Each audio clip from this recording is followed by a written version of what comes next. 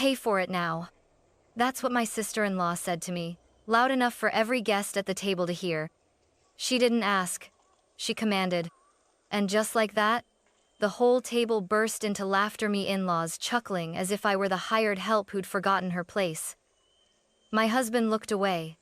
No one stepped in. No one even flinched. But I didn't laugh. I looked around the room. 20 people, all dressed in silk and smugness, waiting for me to pull out my card like I always did. Only this time, I didn't. I stood up slowly, placed both hands on the table, and said just one sentence. The room went quiet. The laughter died. And every eye turned to me. That's the moment everything changed. And if you think this story is about money, you're wrong. This is about dignity. I used to think marrying into the Crawford family meant I was finally part of something solid. They were big on traditions, big on appearances, and even bigger on pretending everything was perfect. I came from a modest home where holidays meant mismatched chairs and secondhand china. To them, perfection meant curated centerpieces and three-course dinner 7 for a Tuesday. When I married Daniel, I told myself I could learn their rhythm. That if I kept quiet, gave enough, smiled at the right moments, they'd eventually stop treating me like an outsider. They never did. The first few times I picked up the check at family dinners, it was subtle. "Oh, Emily, you work in finance, you've probably got this." Or, "You're just so good with numbers, honey." I didn't mind. It felt generous, adult, useful. But then it became expected. When someone forgot their wallet, it was always during a meal I was invited to. When the bill came, it never landed in front of anyone else. And when it did, eyes shifted toward me like it was a joke we all shared, but I wasn't laughing. At first, I rationalized it. I told myself they were just unorganized, or maybe I really was the one best suited to manage these things. Daniel, my husband, would squeeze my hand under the table and whisper, "Thanks, Em, you're amazing." But slowly, his thank yous stopped. And his hand stopped reaching for mine. That's when I realized I wasn't just helping. I was being used. It wasn't just dinners, either. It was birthday gifts, spa packages, hotel reservations, vacation deposits. His sister, Madison, once accidentally booked a weekend in Aspen and added my name to the invoice, texting, "Hope you don't mind, it's easier that way, right?" And I paid.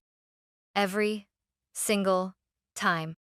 I kept thinking if I gave more, they'd see me differently. That maybe the money I spent would earn me something more than polite nods and condescending smiles. Instead, all it earned me was silence when I needed support. Like the night I was promoted to VP, we were all at dinner, and when the announcement popped up online, I looked around the table smiling, expectant. No one said a word. Not Daniel, not his parents, not Madison. It was like the success of a woman in their circle didn't count unless she'd married it or inherited it.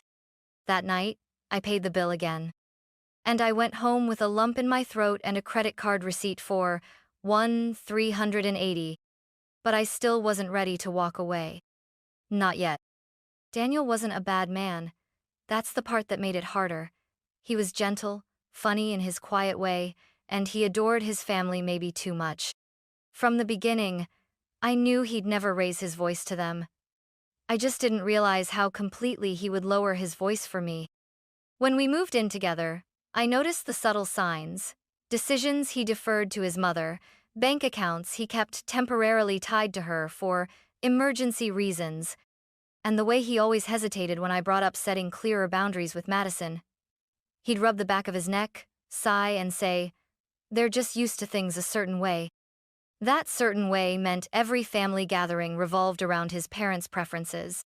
If I suggested something different, a new restaurant, a simpler party, I was met with awkward silence or, worse, thin smiles that didn't reach anyone's eyes.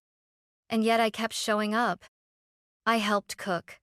I decorated for their birthdays. I organized spreadsheets for holiday shopping so nobody was forgotten. One Christmas, I stayed up till 3 a.m. wrapping 37 gifts, none of which had my name on the tags. I laughed it off when Madison said, "You're so good at this, like a real little elf." It stung more than I admitted. I bought my mother-in-law a leather handbag she once admired in a magazine. 200, even on sale.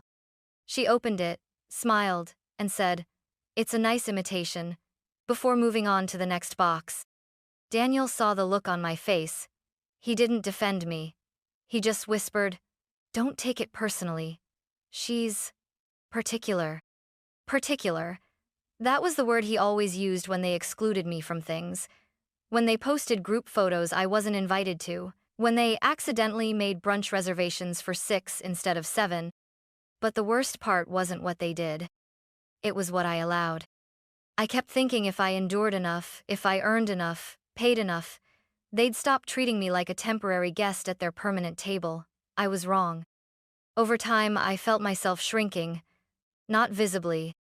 I still smiled, still brought wine, still carried my gold card in my purse just in case someone forgot, but inside, something in me had begun to erode. My sense of self, my dignity, my voice? Still, I told myself, just make it through the next event. Then decide. That next event? It would be the night everything fell apart. The family party where Madison barked, "Pay for it now." The night the jokes stopped. The night I stood up. But before we get there, you have to understand the cost I had already paid. And why silence was no longer an option. I started keeping track. Not out loud. Not in a spreadsheet, not yet.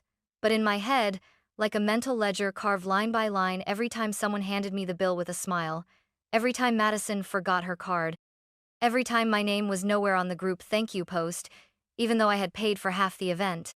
At first, it was just a feeling. A sinking weight in my chest, a silent itch behind my ribs that whispered, "This isn't right." But I silenced it. I told myself, this is what family does. Family supports each other. But that wasn't true, was it? Because support goes both ways. I began to notice the imbalance in small, sharp moments, like the time I got the flu and had to cancel brunch with my in-laws. No one checked in.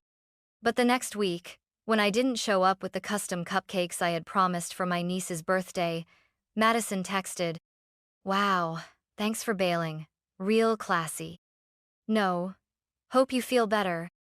Just disappointment that I wasn't there to decorate her child's party like I always did for free. There was the vacation to Napa Valley, organized by my mother-in-law, who had accidentally booked one fewer room.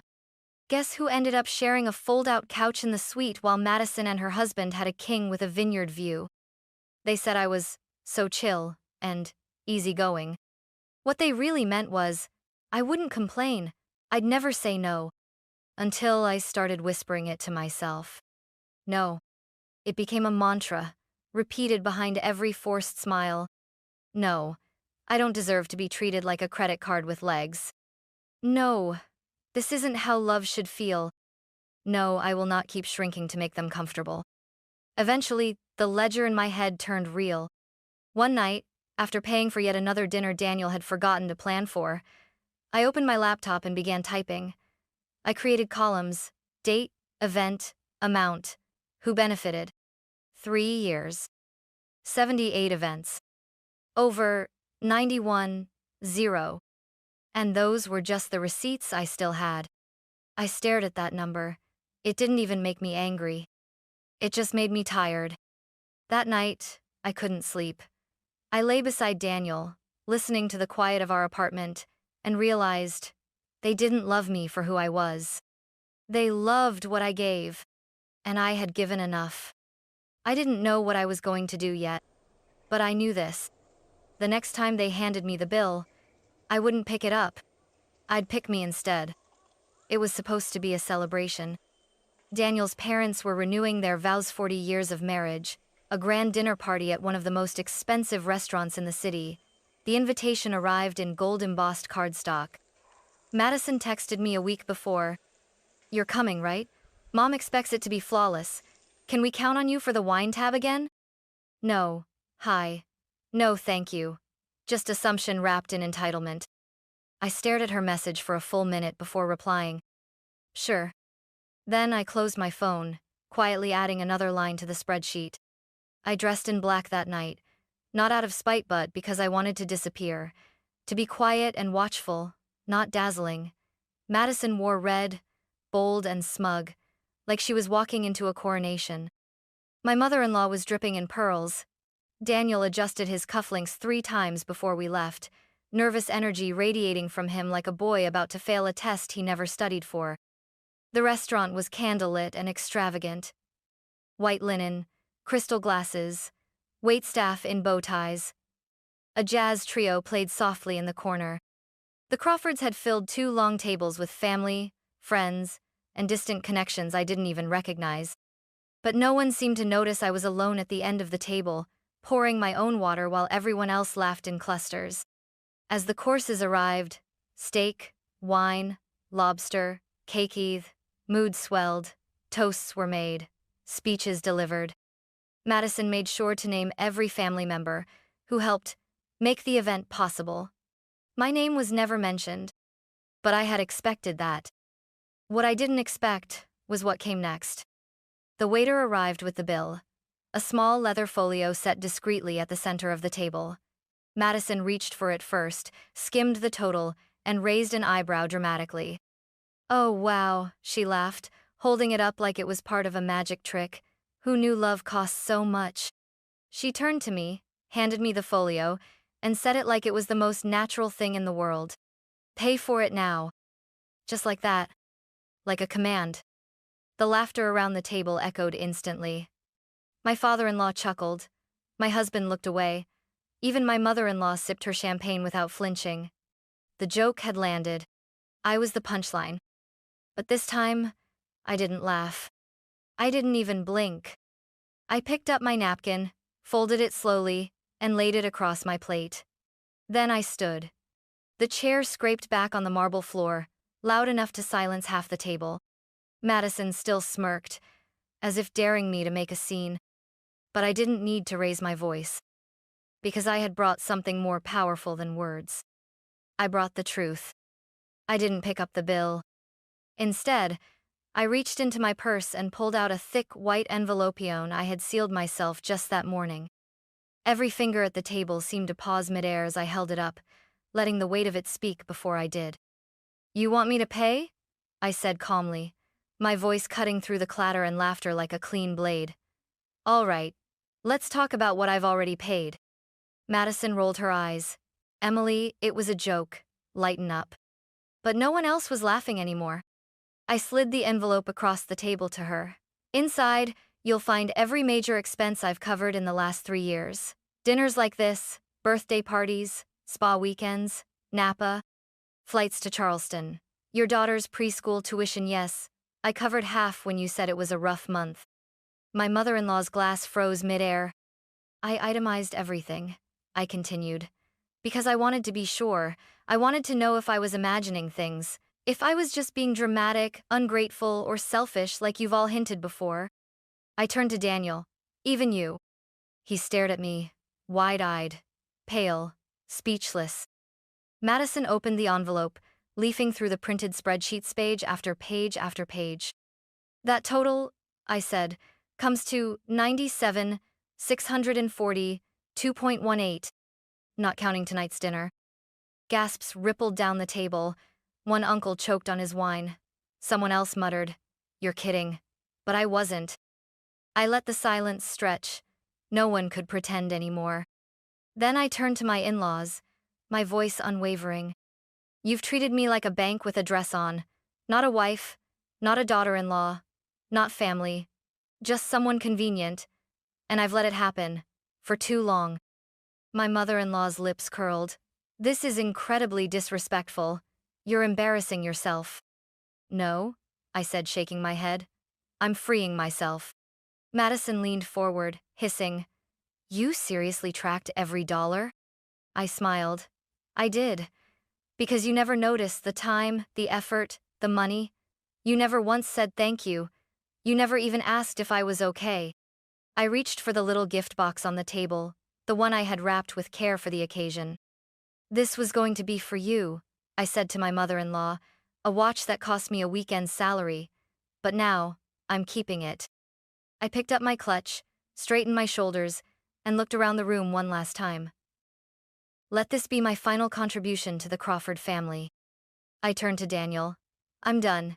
And whether or not you choose to follow me, I'm walking out of this restaurant with my dignity, and that's more than anyone here ever gave me. Daniel opened his mouth to speak, but no words came out. His mother reached for his arm like she always did, always ready to pull him back under her control. But I had already stepped away. I walked toward the exit slowly, not in anger, but in clarity. And as I passed the host stand, I paused. I turned, not to look at them but to speak loud enough for the whole room to hear. By the way, I said, I booked this restaurant for you. The deposit was non-refundable, so technically, you've already used me tonight. Congratulations. Then I left. I didn't cry in the car. I didn't blast music or scream or call a friend. I just drove in silence, letting the glow of streetlights blur through the windshield as if the whole night had been a fever dream. My hands were steady on the wheel, my breathing calm. But something inside me had shifted so profoundly. It was like I had finally stepped out of someone else's life and back into my own. That restaurant door hadn't just closed behind me. It had sealed off years of humiliation I didn't even realize I'd accepted. By the time I reached home, not hours I was exhausted. I peeled off the dress I had chosen so carefully, the heels I had broken in just for tonight, and tossed them into a donation bag. I made myself tea, sat on the floor, and watched the steam curl toward the ceiling like smoke rising from something I had finally burned to the ground. The next morning, the phone calls started. First, Daniel. 6 missed calls. Then a text. Please, just talk to me. Then his mother. That was cruel. You embarrassed our entire family. Followed by Madison. Wow, you've always been dramatic, but that was next level. I didn't respond. By noon, Daniel was at my door. I didn't open it. He left a note instead. No apology, just confusion. Hurt. Why didn't you tell me it got this bad? I wanted to laugh. I had told him. With every quiet sigh, every unspoken request for support, every time I paid and he said nothing that had been me telling him. He just hadn't listened. The funny thing is, no one ever asked me why I kept paying. Why I kept showing up. They just assumed I would because I always had. But people break. Even the quiet ones. Especially the quiet ones. That weekend, I deactivated the joint credit card. Transferred the last of my savings to a personal account. Texted my HR department and requested a week off. I needed space. Not just from them but from the version of me that tolerated them. Daniel finally sent one more message. I didn't realize how much you were carrying. I'm sorry. I should have protected you. I stared at the words for a long time. And for the first time in years, I felt nothing but peace. Because this wasn't about whether he was sorry. It was about the fact that I was no longer available to be used, thanked, or forgotten. I had nothing more to give them. And everything left to reclaim for myself. I spent the first week alone.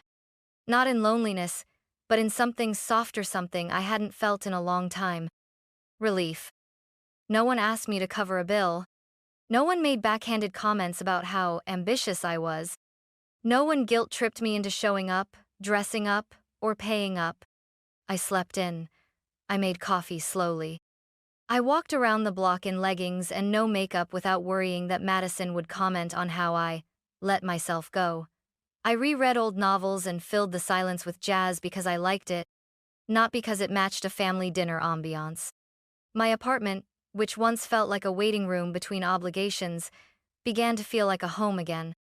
I pulled the spreadsheets off my desktop, deleted them. Not because the data didn't matter, but because the accounting was over. The next few weeks unfolded like quiet revolutions. I met up with friends I hadn't seen in months, women who had once said, "You've changed since you married into that family," and I had dismissed them. They were right. We had long dinners filled with laughter, and no pressure to split the check with awkward glances. I remembered what it was like to be around people who didn't expect anything from me, except honesty. Who listened when I spoke. Who didn't make me feel small to feel bigger themselves? I booked a solo weekend in Sedona. Hiked alone. Slept under starlight. Wrote things in a journal I hadn't dared say aloud. I wanted to be accepted so badly, I let myself be erased. I thought sacrifice would earn love. It only earned silence. I was never too much. I was with people who gave too little. When I returned, Daniel had sent one more message. Not a plea, not a guilt trip, just this. I've started therapy. You were right. I let them control everything, including me. It was the first time he had ever said something that didn't center him. I wished him well, but I didn't respond. Because healing doesn't always include reconciliation. Sometimes, it's just the peace of finally choosing yourself.